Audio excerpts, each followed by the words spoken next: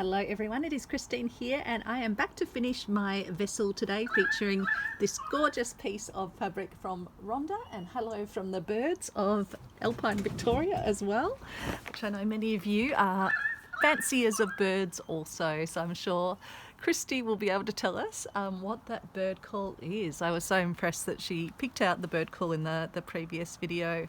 So I have finished putting my beading and my embellishing stitches on this piece. Just check that you are in frame here. So that's how the piece is looking. So it's going to come round and join, and it's going to have this gorgeous piece from Rhonda and Rhonda's mum here. And so in this video I will be showing you how I create the base piece. And then how I stitch the base piece onto the main piece and then stitch the piece together.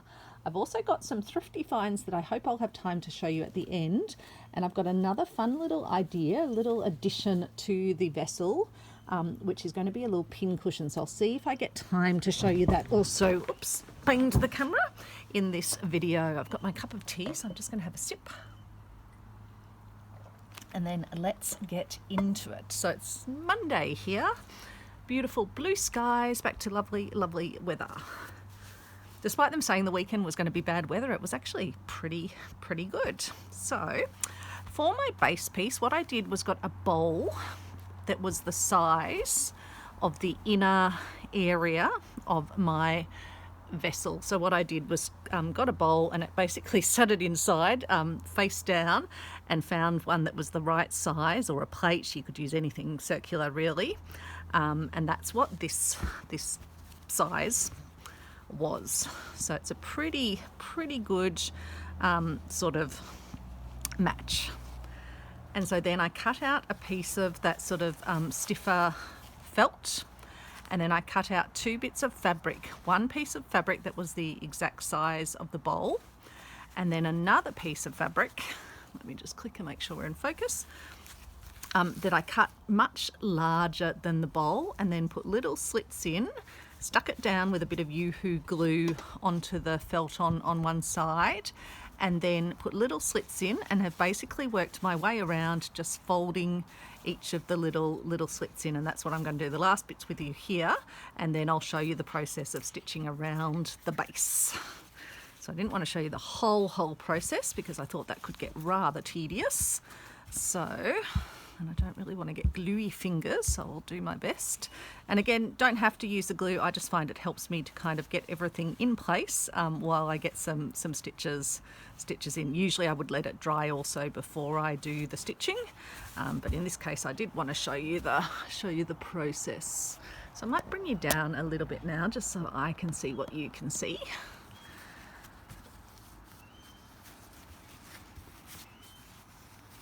And this quilt was one of the beautiful ones I got when we were in Beechworth on Saturday, not yesterday, because we went to the Happy Valley pub for lunch yesterday. That was our outing, and also we went over to Harrietsville in the morning for a walk along the river because Travers and I had been over there, but Alex hadn't been over there on this trip, so it was nice.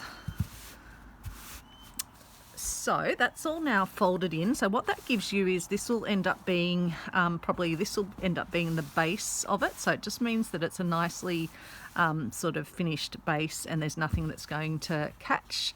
And then this one, I've just cut out the piece, and we're going to be doing stitches all over the side of that. So that's going to hold it pretty well, and then it will be being stitched onto the main piece anyway. So that's going to also, I guess, just protect the edges. I did purposely use this. It's like a polished sort of cotton. And so it doesn't fray too much. Like you can see there's a little bit of fraying there, but it's not too bad at all. And then I'm going to use some of this Mako thread. I'm going to find where I've got my little needle, my little portable needle pad. And then I've got a few fun ideas because I want to make sure I put Rhonda's card with this vessel because it has the history of where the feature piece came from. So I've got a little idea for that as well. Whether I get to all of it, I might not get to the making, but I'll talk you through what I'm thinking now. Just wondering if there's a sharper needle maybe. This one I think is like a sail needle or something. It's got a really interesting shape on the end, but it does tend to stitch quite nicely. So I'm sitting out on the deck. Travers was sunbaking out here before on his mat, but he's gone inside. Maybe he got too warm. Maybe he's awaiting his papa to return from the snow. Alex has been for another ski today, which is great because that's his passion. So it's important that we each follow our passions. I'm a strong believer in that. Plus it gives me lovely time to do stitchy do, as Alex likes to call it, stitchy do. And so I'm just doing an overcast stitch. I'll try not to shake the table because I have got the stand on the table.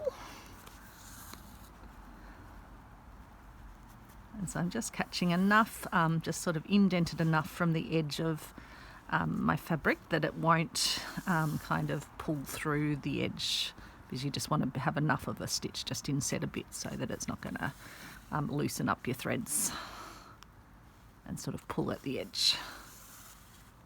Just tap my camera again, make sure we're in focus.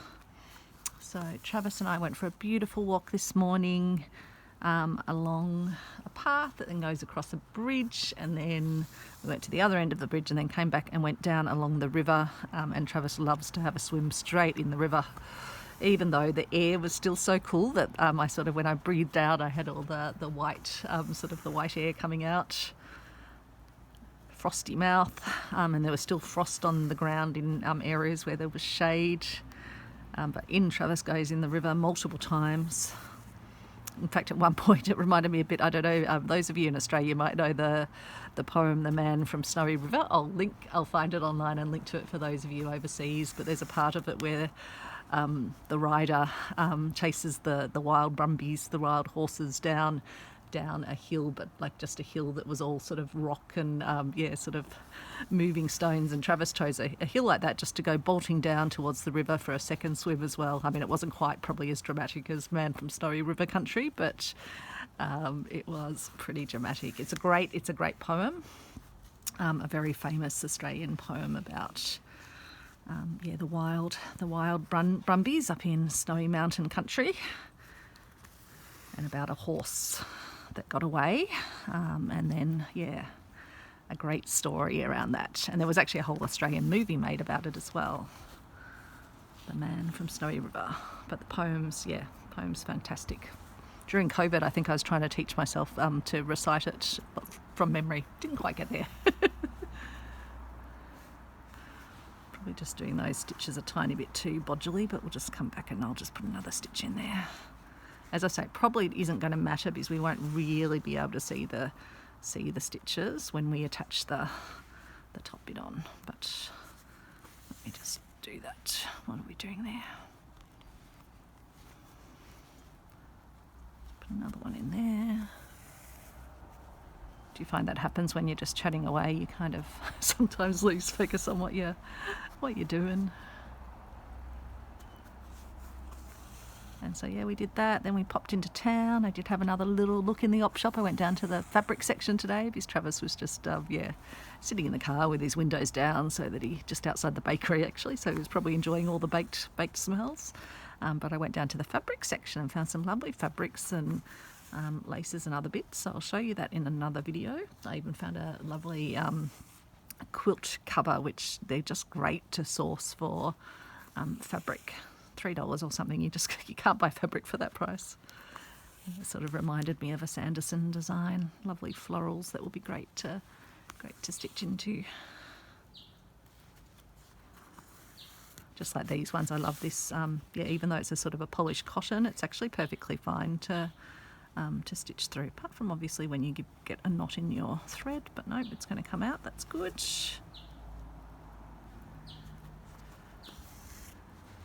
Nope, still a knot trying to form. Why are you trying to form? Might just, don't know if I need to cut the end there. If it knots again, I'll give the end a little cut because it might just have a thread that's sort of catching.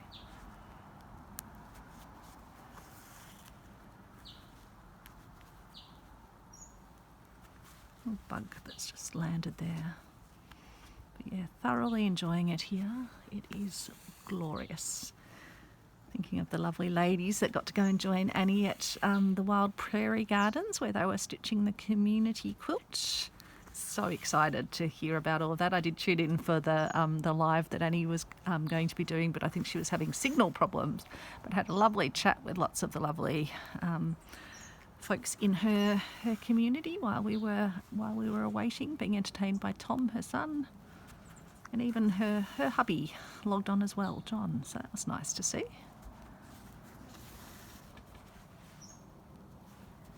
Haven't done any lives. Well, I actually don't do lives, but I haven't done the ones where we can chat sort of live while the premiere plays. And he's got all the tech because Tom helps her out with that. I must admit, I'm not too bad on tech, but I haven't really fully investigated all the ins and outs of doing a live. I'm sure I will at some point. I just tend to enjoy the stitching, really. I'm here for the stitching. I think like most of us, really. But yeah, definitely feeling good. And the little willy wagtails, the little blue tails on them, they're just down. I think they must be eating the crumbs that Travers left from his lunch outside. So they're just hopping around the pavement down there with their little tails and then jumping up onto the fence.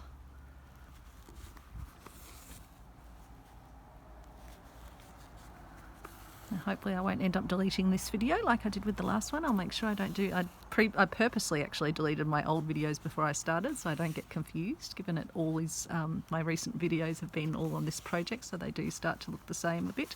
Now, if you get to the end and it's a little bit sort of gathering-y up like that, because obviously it's not sort of fully like you've probably done some slightly tighter stitches, I'm just going to make sure my little folded over bits of fabric are as folded over, and then I'm just going to sort of hold it tight to get it flat, and I'll just let a little bit of gathering happen where it needs to, just to kind of get it to sit there. I don't think it's going to matter in the finished product.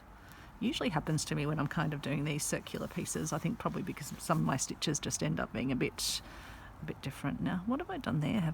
Did I leave an end and cut it off, or is there an end? No, I must have an actual knot there, so I just need to tuck that little endy piece in and seal it in the process. So yeah, I'll just put some stitches in and I'm sure it will all be fine.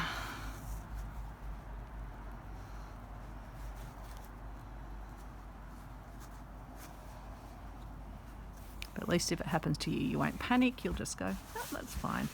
And I can always just sort of, yeah, I mean, it is a little bit gathered up there, but I don't think that's going to really make a difference in the big scheme of things. I think that will sit on the bottom and it will almost just, yeah, I think that will be fine EO. So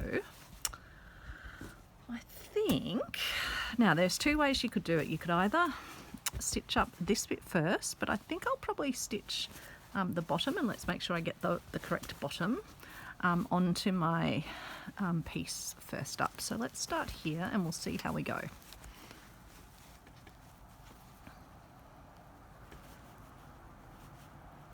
And I thought, because I've got the stitches in here, even if I can't easily push through the layers of fabric, I'll be able to sort of catch the stitches with my my stitching, if that makes sense. It can sometimes be tricky, and this is probably where I'll push against my piece as well, just to help me out as I go along.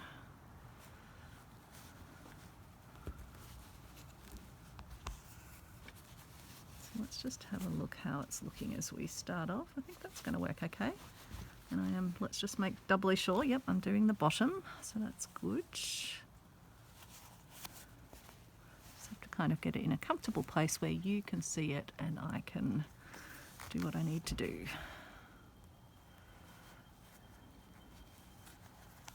Don't know if I heard Alex getting home. I'm not sure. I heard a car door slamming, but it could be someone else. Much quieter today in town. The weekends get busy up here.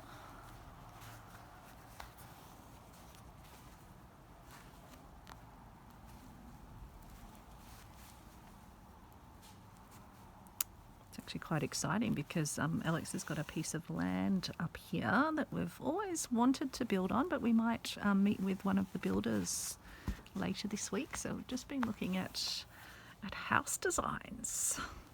And my top priority in a house design is going to be having a lovely room to craft in. Not that I don't have a lovely room at the moment, but yeah, nice sized room, good storage.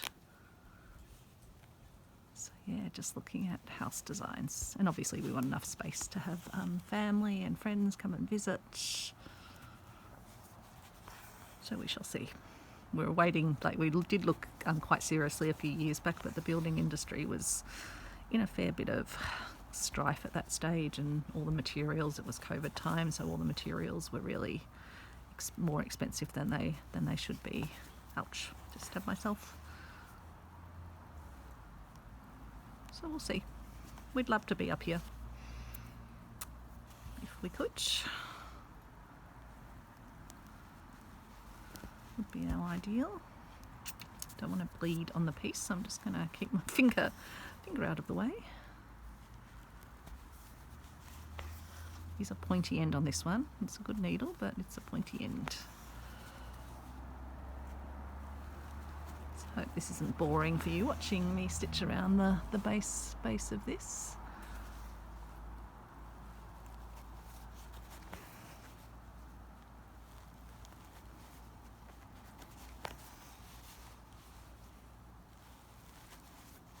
How's it looking on the inside? Yeah, that's going to make a really just nice, neat base, I think. Don't know if we'll get trickier as we go around or not. Guess I just have to keep sort of lining it up.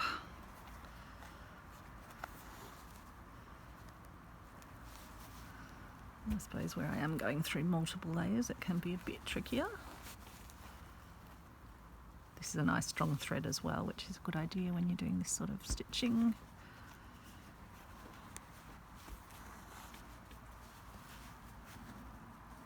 I was chatting to my friends Christy and Sally last night while dinner was cooking, which was lovely to catch up with them. We were just having our little messenger call, or whatever the app is.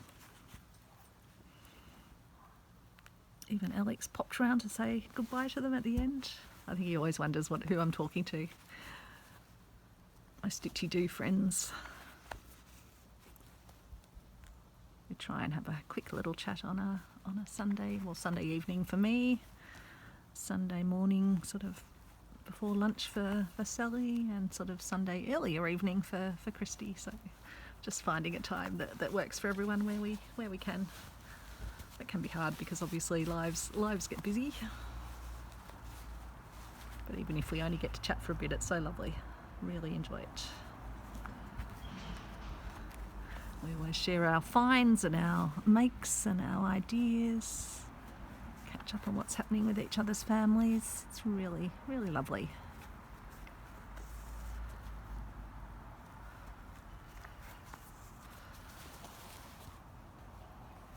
So I even like the fact you kind of get the build up of the stitching, and again, as I say, that just helps to reinforce where you've kind of overlapped your bottom piece.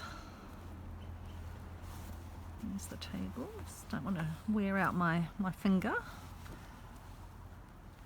Probably don't even need to do the stitches even as close as I am, because I think it's going to hold pretty well. I'm probably just going to have rolls of sort of fabric in here, I think. Usually that's what I use these little circular ones for. I can roll up bits of fabric, larger bits of fabric, and have them out on display in my craft room. So it's the funniest thing. I use the things I have around me. It's, yeah, definitely how I operate. Kind of get visually inspired, I think.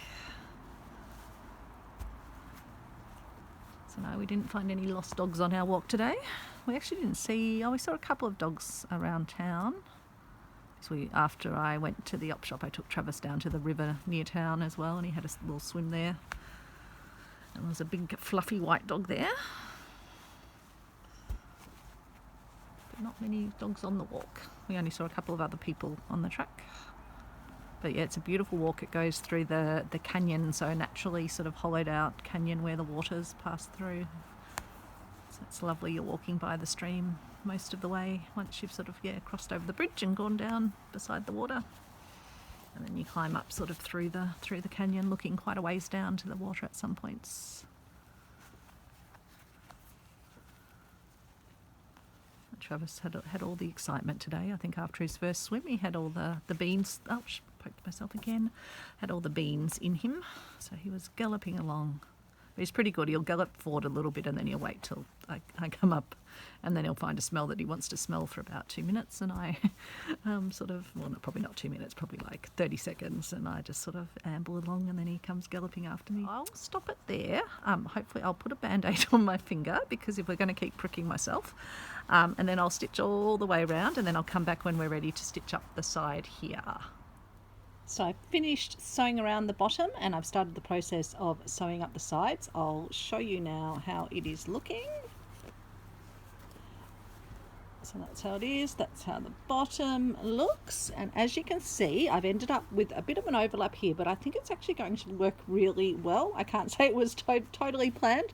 I obviously didn't want it to be short around, but what it's going to do is I think just give me a really nice finish and give me a really sort of robust edge piece. So what I have done, let me turn my container inside out and show you. I've started by stitching up the inside, and I love that this is almost, I mean it really actually is kind of a reversible container really. So you can see here, and I might bring you down now because we are going to be working sort of a bit closer together.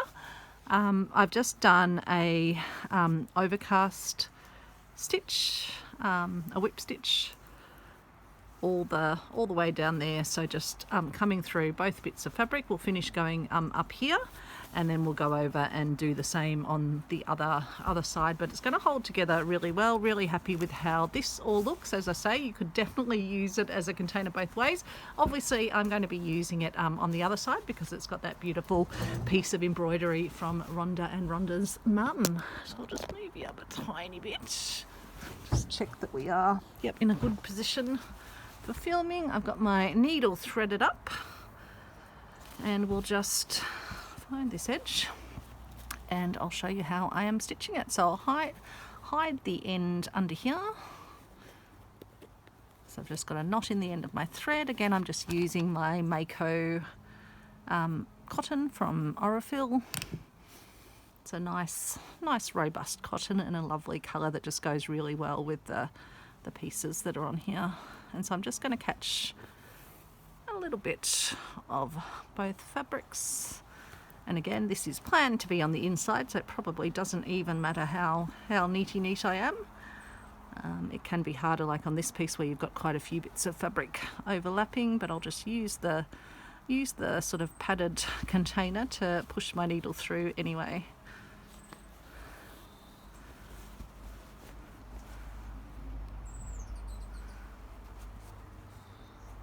I probably didn't need to stitch quite so far into the piece, but it's not gonna matter. And when I was starting this off, I just had one of my little clips on it just to hold it in place. Just going to click on the camera. So it's the next day from when I was filming the last piece. Alex has taken a day off from skiing, and we've had a lovely picnic with Travers in Lake Bogong, which is up on the way to Falls Creek where Alex normally skis. And it's just a really beautiful spot. So we had the entire picnic area to ourselves via a babbling stream. So I took some footage of Travers having a lovely swim and some other footage there. So I'll plan to pop that at the end of this video. And then I've got, I think I'll have time also to show you this little hexagon pin cushion that I'm planning to have hanging.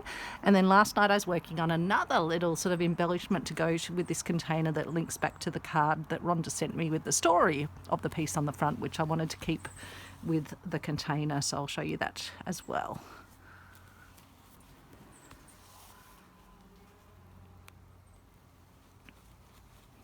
I love when projects can kind of, give birth to other little miniature projects in the process. So it's the afternoon here now. Sunny's still out. I'm sitting over in the sort of shade a bit on the deck, this deck gets the morning sun.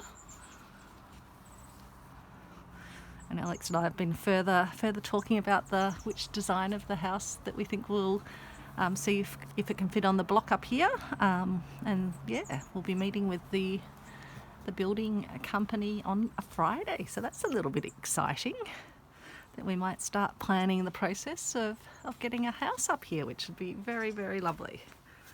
Could very happily be living here in Alpine Victoria. So we shall see. So now I'm up to the top.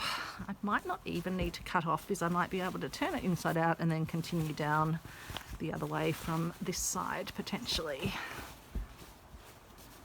But yeah, it's feeling great. And even though I did have that little bit, and I don't think you can even really see where I had the extra little sort of gathered up bit on the base when I was doing it.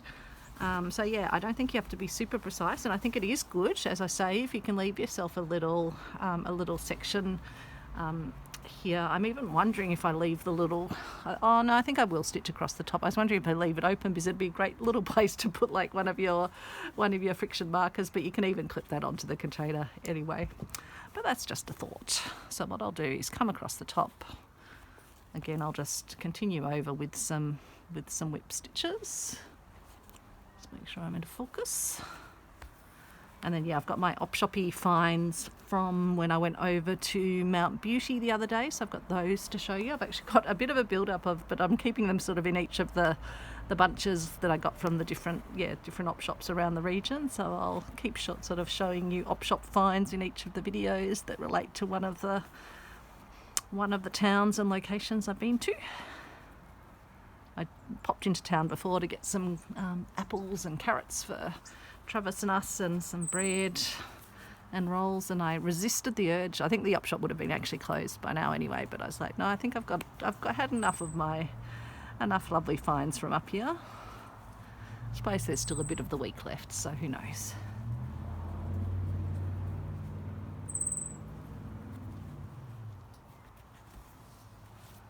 So now we can continue down this side, and it's quite easy because obviously, yeah, it's holding sort of together in the right alignment. You don't need a clip or anything. But again, I'm just going to be, and I've got a plan to put one of my lovely decorative buttons on, one of my covered buttons. I like this one because it's got sort of like almost like a snowflake design on it, so it will link beautifully to the time when I was creating this one. And in fact, you'll see if I can attach the footage to the end of this, some of the beautiful snow-capped mountains, so Mount Bogong, which, yeah, you get some lovely views across to as you go round to Lake Bogong. Oh, there's a parrot in the tree over there. I know someone asked to see some of the parrots. Let me see if I can zoom in a little bit on it in the tree. I'm not sure if you can see it sitting over there in the tree. Sort of, I'll move it so, oh no, wrong way, moving wrong way, Christine. You're actually seeing a bit of my camera stand, but yeah, that's the parrot sitting over in the tree. I'll have to zoom out again and bring you back over. Oh, another one just landed in the tree. Isn't that the way you move your camera around and another one lands? So we'll keep going. I won't get distracted by all the pretty birds, but trying to show you, because I know many folks like me like seeing the different birds in different parts of the world. So yeah, I'll give you some alpine views up to the snowy capped mountains, which is always a bit magical to see. You kind of, I don't know, you think, oh, Australia, we don't really have those real Alps that you get in Europe, but it's lovely to see that there's still snow. Hopefully it stays there for our lifetime and beyond, but with the changing climate, I know our alpine resorts are definitely going to be threatened. And in fact, all the amazing species, so the pygmy possum that actually goes under the snow in the winter time, and the bogong moths, which the pygmy possum eats.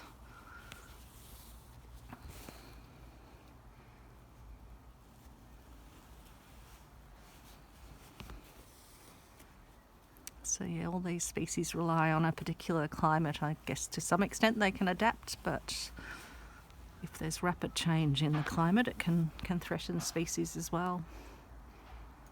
And I know the bogum moth, I think, has been affected by like light pollution and by all the lights and things, and I think that's affected its sort of, migrations, etc.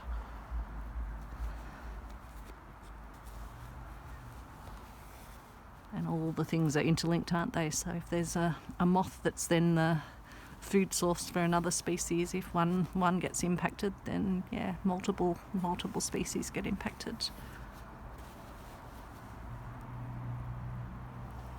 I like how this stitching is almost looking like some of the sort of the crosshatch stitching on the original design of this patchwork pattern.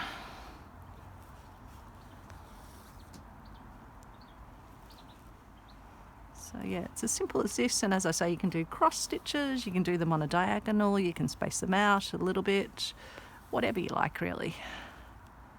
No rules, no stitching police here, just the joy of stitching.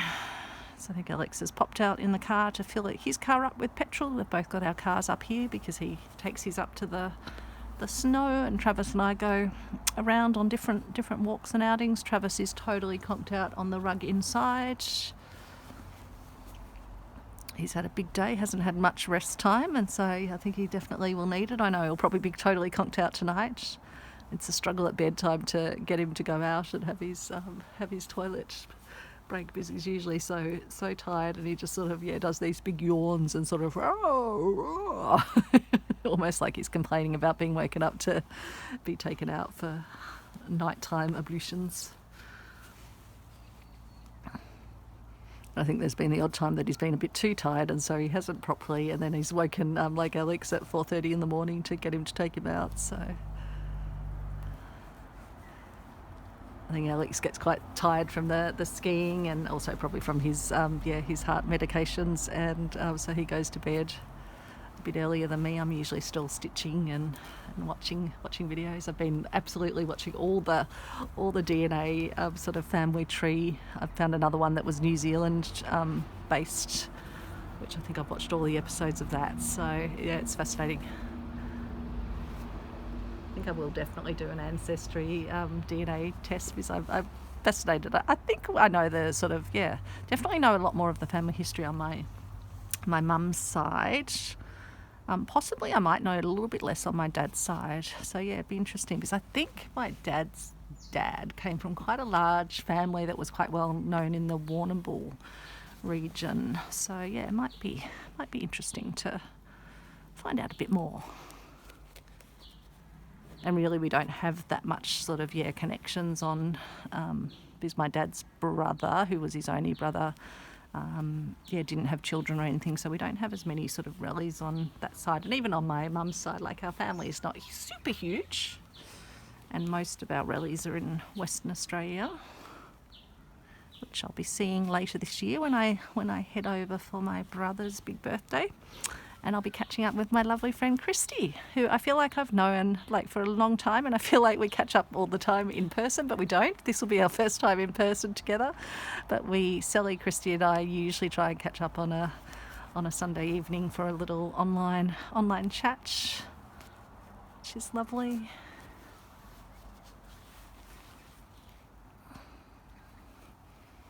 Little bird. Oh no, the parrot's still in the tree, and then there's another one that must have swung off another branch, which is sort of swinging because it must have jumped off it. I feel like they're watching me. Maybe they're sitting there watching me, wondering what's this person doing with these colourful things. They're entertainment for me, and I'm entertainment for them, perhaps.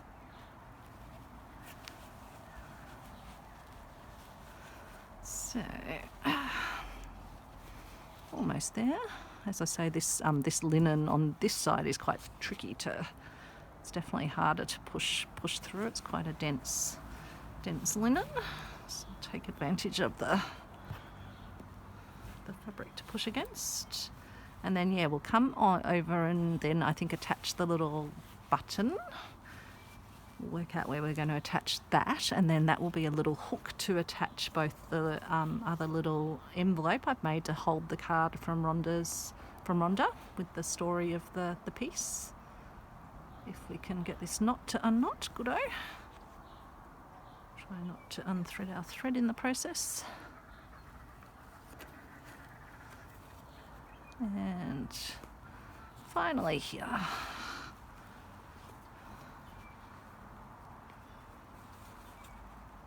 I'll just put one last stitch through to hold it to the bottom. That sounds like the kookaburra is about to start laughing. Yeah. I didn't think my stitching was that funny, but obviously sounds like there's a couple of them there actually. Which I love the kookaburras.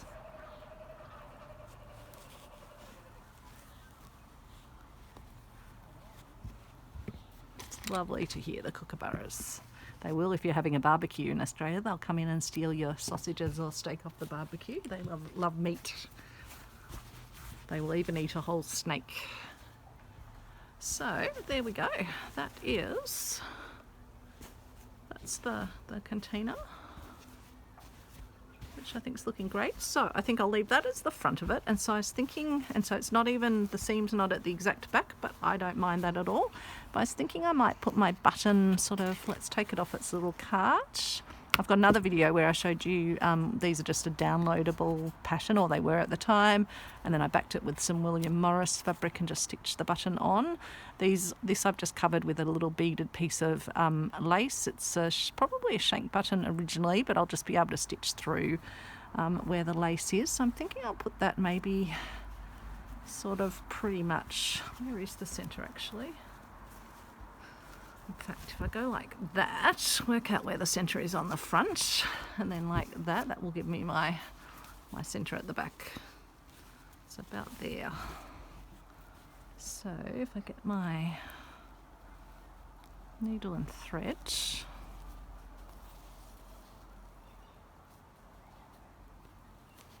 I'll just put a knot in to start.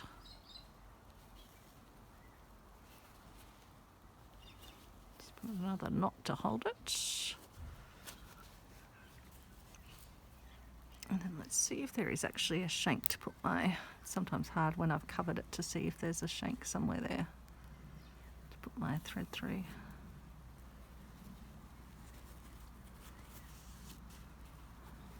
Because what I'm thinking is that I can hang my little envelope, little lacy envelope off it, and also hang my little hexagon pincushion off it. And I think always things go nicely in threes, so I might even think of a third little thing that I could have hanging off it. Just do a few more stitches through, I think, just to make sure it's going to stay okay. Now what's happened there? Why is that not going tight? There we go.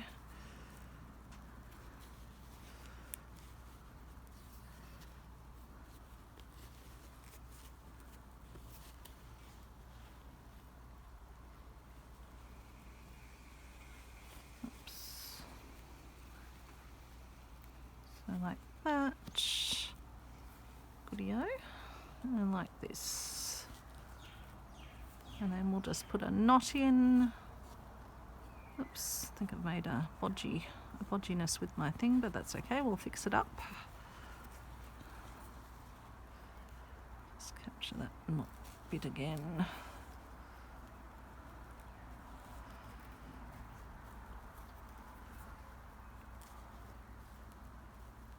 Do another knot just to be sure, and then we can secrete the end of our thread into the fabric, I think, like that.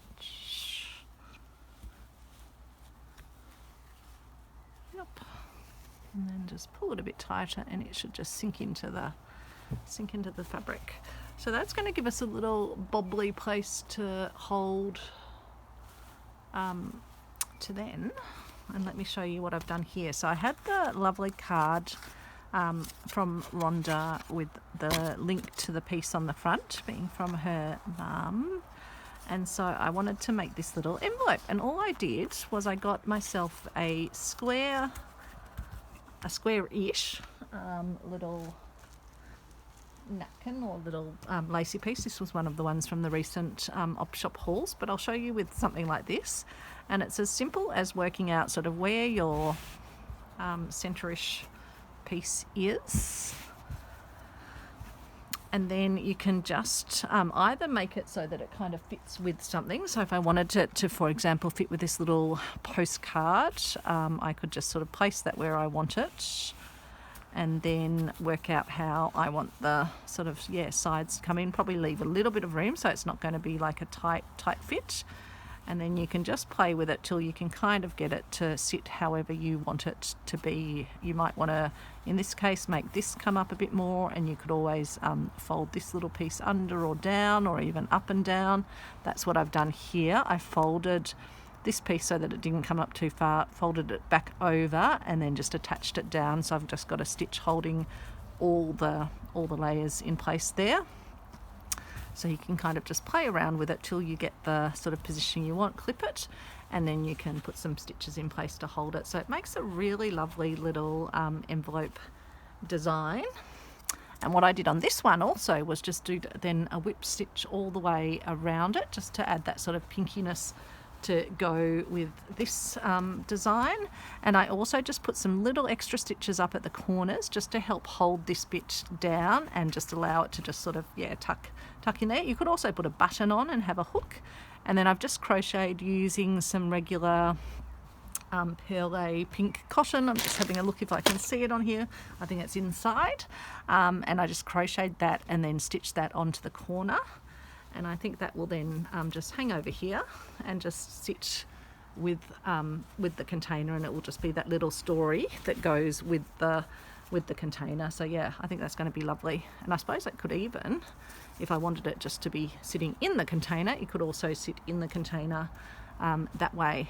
And so then the other thing I'm wanting to make as a little hook to go on the piece is this little pin cushion design. So you might have seen, where do I have it? I'd got this one secondhand, a little pin cushion. I'll take that out for the moment. And I was looking at it and thinking, oh, that's a really simple little design. It's a hexagon on the front and on the back, and then it's got 1, 2, 3, 4, 5, 6, so 8 altogether. And so I had brought away with me some of my Epiflex plastic templates, which are reusable. They work great with Yoo-hoo glue. And so I just proceeded to make 8 of those. And then it's just as simple as, first of all, stitching the pieces onto your centerpiece and stitching each of the sides. So basically making like a hexagon flower first up.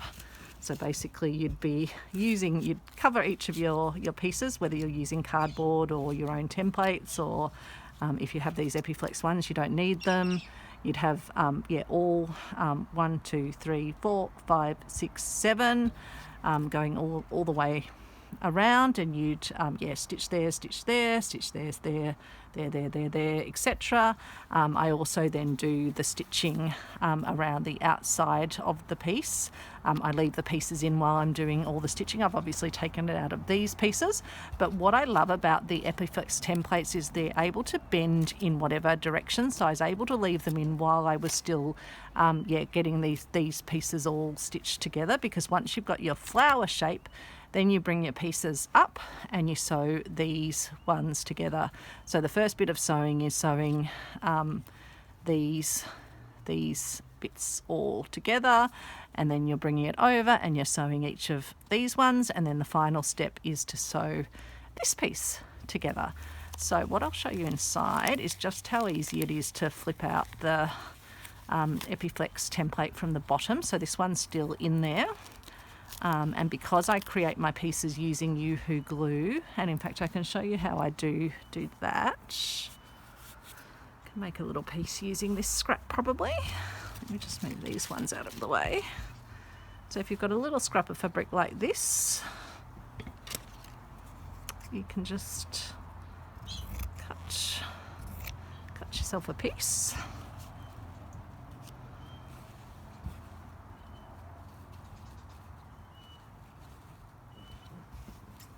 Leave yourself a bit of a margin at the sides,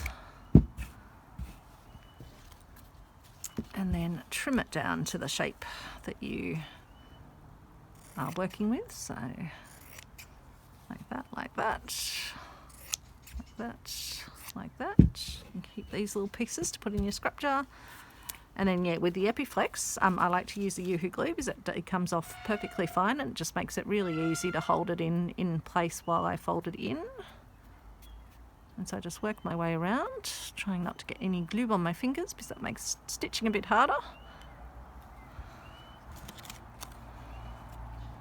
And then it's as simple as folding your fabric around tight against the template. So the Epiflex gives you really nice straight sort of crisp edges, I guess. Usually at this point I would also give it an iron, which will just sort of iron it in place, and then go around and just run with a needle and put a stitch at each of these points to hold that sort of closed and flat, which is what I've done on, as you can see, that's what I've done on each of these, but around the outside with stitches at each of the corners, and then just covering that. And then what that's going to mean is that when you want to then take your template out, you can see the Yoo-hoo glue comes off really, I'll just cover this up as well, comes out off really easily. You can just sort of click the pieces. At home I often use a knitting needle just to kind of get in there and loosen them up, although these templates are quite large so I can easily get in with my fingers, but if I'm using some of the tiny little ones I'll use a sort of curved end of the knitting needle. And then it comes out so easily. Any of the Yoo-hoo glue on here can just be washed off because it's water soluble. So yeah, it's super easily. So I'll take this one out as well at the same time, which is the one on the top. So I'm going to flick it out. And as you can see, because I've put those stitches in but also done the little iron with it, it holds its shape really well. So that bit of thread. So I've also pre-prepared and cut out some bits of the sort of scrap batting I had from the reverse art truck, as well as a few bits of wool blanket. So I thought I might put the scrap batting on the bottom and then the wool blanket. If you wanted to make sure that it wasn't going to go through, I was thinking you could put like a piece of cardboard, I've got this Crispets box, you could just cut out that shape and make a piece of cardboard for the bottom, which the needles wouldn't go through. But because this is probably going to be more of a little decorative pin cushion, I'll probably still put sticks and pins in, but I'd stick them in that way. It's probably just going to hang on the container. So I think at this point, because I've now stitched around there just with a little sort of whip stitch on the inside, I think now is probably the point to stuff it.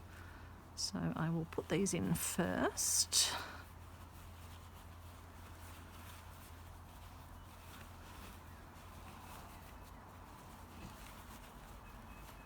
And then I'll show you a bit of the stitching process just so you get a bit of a feel for it. But you can either use a ladder stitch or a sort of whipped or overcast stitch.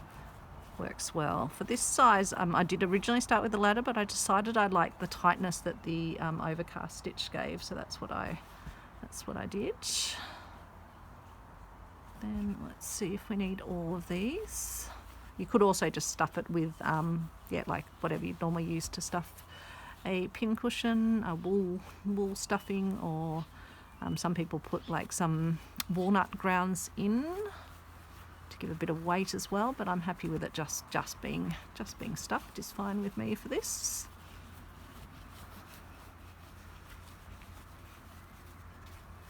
Just try and get it to sort of sit nicely. I wanted it to fill out all the corners nicely and be, I didn't want it to be a super puffy one because it is just going to be sort of hanging on the container, so I just wanted to get a nice sort of distribution around.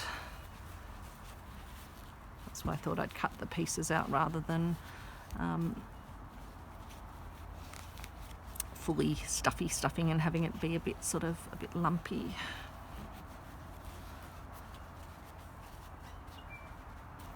So yeah, I think that's going to be fine. We'll just need to make sure that when we stitch it, we can get it, I think it will still all pull in fine together. I just want to make sure it isn't going to have any weird lumpiness. I don't know if I need to just smooth that around a bit more. I think that's pretty good. So Now we'll be working on the front. Previously I was working on the inside, so I am actually wondering, no, I think it will still be fine to do a little whip stitch. Again, I better make sure I'm in focus.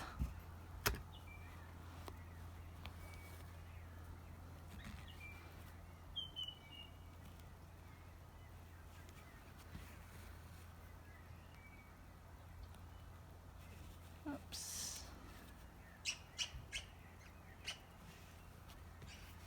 Lots more birds fluttering around.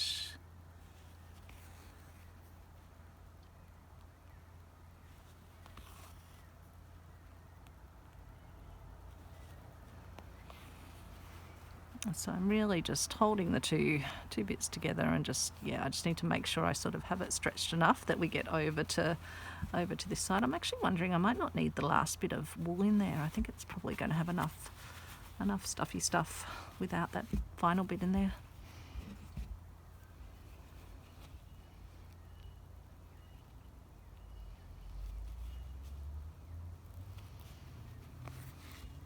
Actually wondering if I should have put a stitch initially up there just to kind of make sure it's all going to be holding up to there, but I think we'll be right.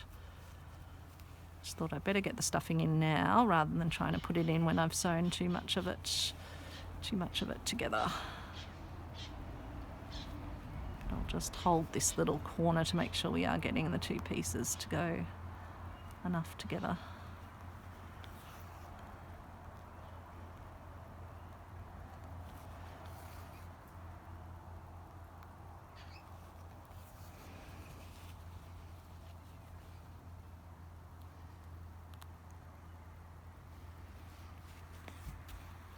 Yeah, I think it's such a lovely little simple design, but a really sweet little thing. And you can also make a container, which we might make in another version, using a similar thing and not having this little piece on the top, or having it as your little lid if you want.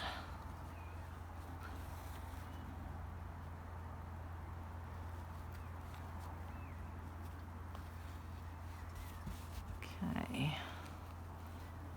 Again, I'll just line it up and make sure we are kind of getting ourselves up to the point where we want to, so it doesn't sit too far back. So let's just come in here.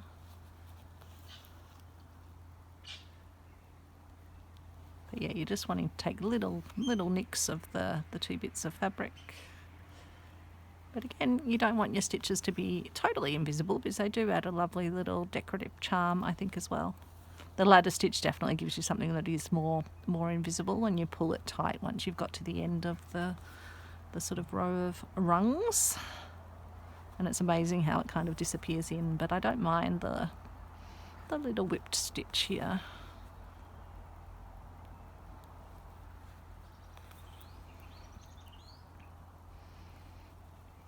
Or overcast stitch. I never know exactly what this one's meant to be called. I think there's probably various variations because I've seen people using different terms for it. It's basically where you're catching two bits of fabric and binding them together with your thread.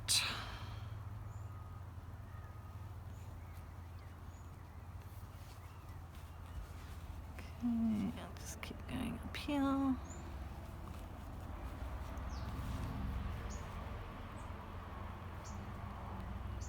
then I've got a little bit of crocheting in a thicker yarn that I thought we might use to attach it on. We'll have a look if it's too heavy for it or not.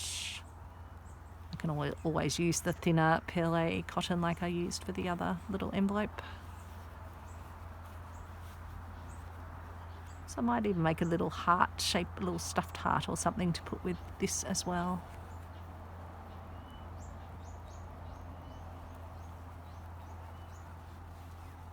So it's like a little vessel, slow stitch vessel charm, really.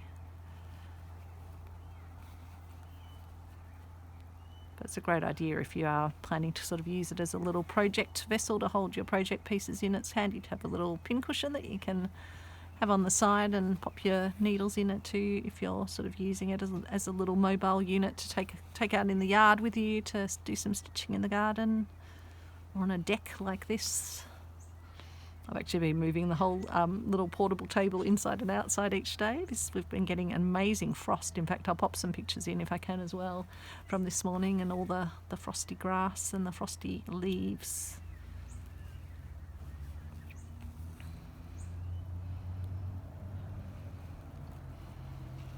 Yeah, I've just got this, our little sort of picnic table, camp table, just covered with one of the quilts that I got at the op shop, which I haven't done that op shop haul shared with you yet, because that was when we went into Beechworth, and I haven't shown you those goodies yet.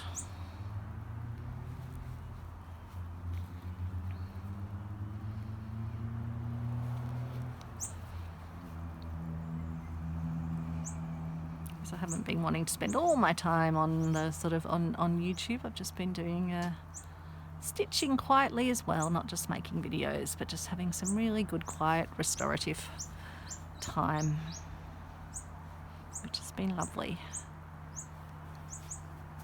Okay, so there we are.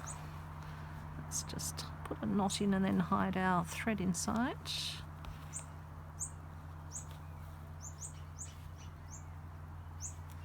Okay, pop it out over here, pull it a bit tighter, and that will just spring into there. And then let's put that back in here. And so the little piece of crochet I'd done was this sort of brighter one. What do we think? I think it could be nice. I think it goes quite nicely with this, and it's got a bit of the sort of purpley, bluey colours. Yeah, and that's probably actually almost big enough. But yeah, so the crocheting I'm doing is just the finger crocheting like this, where you just go like that, and then when you get to the end, all you do is you pull. I'll actually leave a little bit of extra end, so I've got something to stitch it into the piece with. So I'll get one of my bigger, have I got a nice big needle, big-eyed needle out here? Maybe, I don't know if this one's going to be quite big enough. We shall see. Yep. Now, which way do we want to be our top? Maybe there. And so we'll just push it through. It's probably going to be a bit hard because the thread is a big thread. This is where I do probably need my pliers. Let's see, if I can't, I'll have to do it off camera, but I might need to get even a bigger. Yeah, I might need to ask Alex for his pliers. But what I'll do is I'll attach this onto that yarn, and then that like the little envelope will hang off here, and then I think, yeah, I might just do another little charm, little heart or something, and that will be a lovely little addition to the piece. So yeah, a lovely little project, and very easy. If you do have a needle and a project, you can just pop your needle in there. As I say, you could put some cardboard at the back if you were wanting to use it on the desk and not wanting to have them go through, although they're pretty good. They're not really going too far through. So yeah, I'll definitely be making more of these, because I think they're a sweet little thing. I can imagine myself a little pile of them, because I do love my pin cushions. So I hope you've enjoyed that, but let me now show you my op shoppy finds from Mount Beauty. So first up, I got some of this purple, I think it's like a cotton pele, I guess, and it had some different purples in there. So I also know I've got a friend that loves her purples, so I thought that might be good. I got this very chunky looking necklace, and the reason I got it is I thought it would be fabulous for my sort of coral reef inspired pieces, which are in turn inspired by the amazing Fleur woods, and I thought they would make amazing anemones, yeah. and the little sea creatures. So got that, and I'll just have to take them off their wire. But yeah, always have a look in the jewellery section. You never know what you'll get there. Got this little G, which is funny because I got a whole lot of these letters a previous time I was at the op shop years ago, the same op shop. So it must have been one that was still sitting down in the drawer. So I've got a lovely stitchy friend that's got a G in their name. I couldn't resist this tin with this shortbread Scotty dog. So originally it was a biscuit tin. When was it? From 2015, so 10 years ago. So it's not a vintage tin, but I just thought it was so cute, and I'll be able to keep things in there. I got a stamp album because it had the most beautiful stamps from all over the world from the 1970s and earlier. So let me just give you a bit of a look, because I know some of you are journalers as well. But yeah, beautiful flower stamps and fruits. Festive sort of stamps. I'll bring you up a little bit more so you can see the full pages.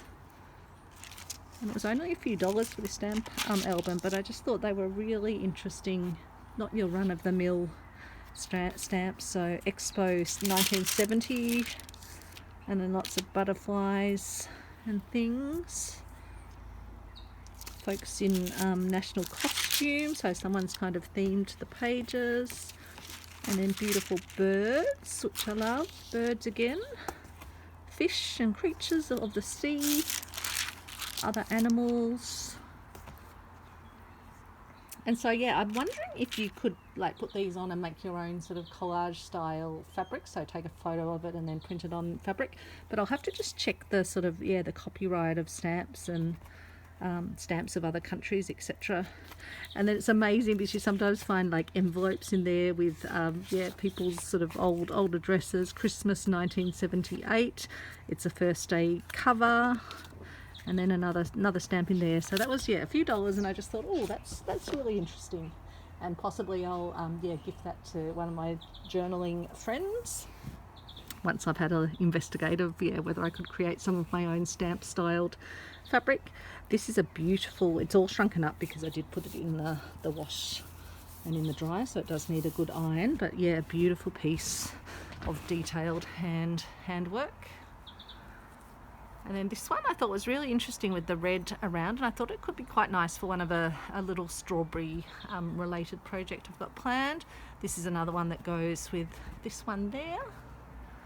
And then another lovely one. I think these were probably all from the same person because they seem kind of very reminiscent. And then this one here, again, they've all sort of shrunken up and not been given an iron yet. This was just a lovely little, I think it's a European one because I saw it had a little print of, which means cotton. And I just thought the design was really sweet. Again, it had a bit of a feedsacky feel. So it's just like a little scarf. It's lovely soft cotton. Got a tablecloth. Again, this had some staining but came up absolutely fabulous in the Nappy San stain remover soak. I had one of my viewers ask, oh, what's Nappy Sand? But yeah, it's a soak that was originally used for nappies or diapers.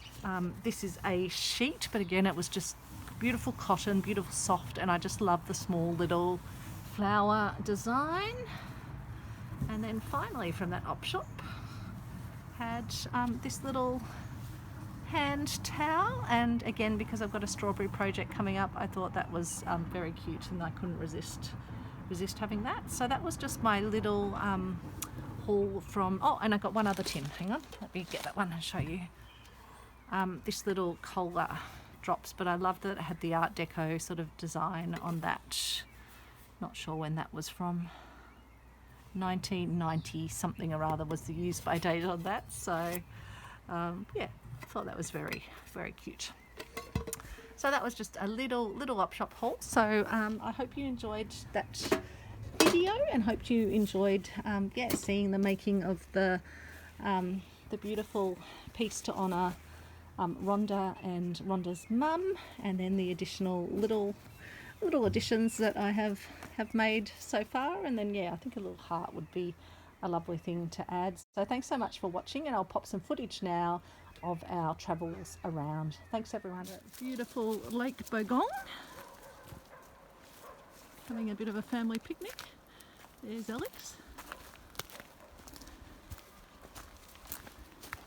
Good boy, Travers. We've just had a beautiful picnic lunch, Alex, Travers and I, by the stream. I've got a nice cup of tea. There's Travers having a snuffle guffle around. There's Alex up at our picnic table.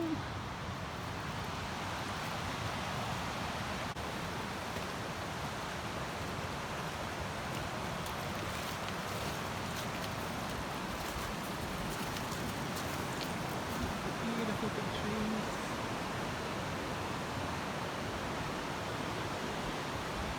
And beach down there.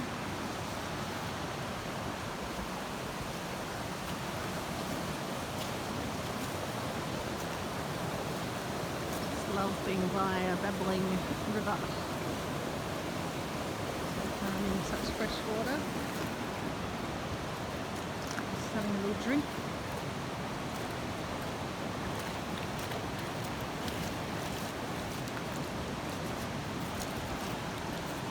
Perfect place to have a beautiful cup of tea.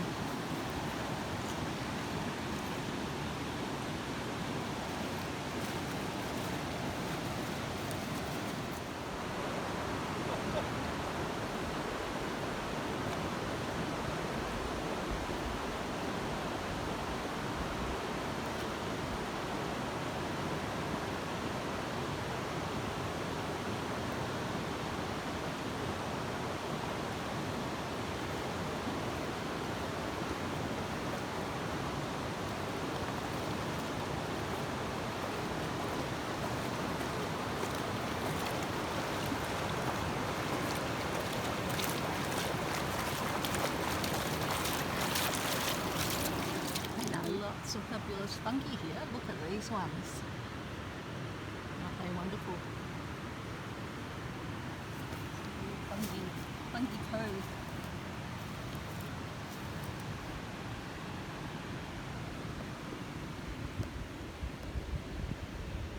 Look at those ones. I've never seen ones like these before actually. And then there's some great little ones over here too. Look at these.